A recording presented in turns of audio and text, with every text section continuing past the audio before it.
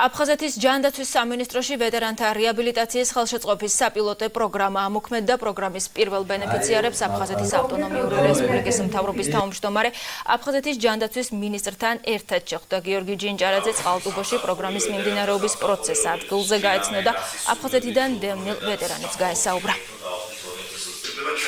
აფხაზეთის ჯანდაცვის სამინისტროში ამოქმედდა ვეტერანთა რეაბილიტაციის პროგრამა, რომელთა ბენეფიციარები დღეს მოვინახულე.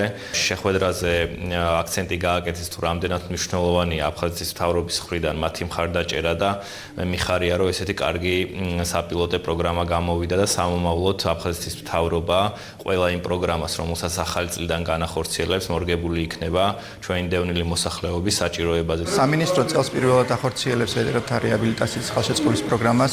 შესაბამისად, ჩვენთვის განსაკუთრებით მნიშვნელოვანი იყო პროცესების ადგილზე გაცნობა და პროგრამის მონაწილეებთან შეხვედრა, მათი მოსაზრებებისა და შთაბეჭდილებების მოსმენა. ვეტერანების მიმართ ასეთი ყურადღება, ასე ვთქვათ, ჯერ არ ყოფილა. ეს არის პირველი, როგორც კი აქ მოვხდი და ეს რეაბილიტაცია კურსი გავიარე, ბევრად უკეთესად ვგრძნობ თავს.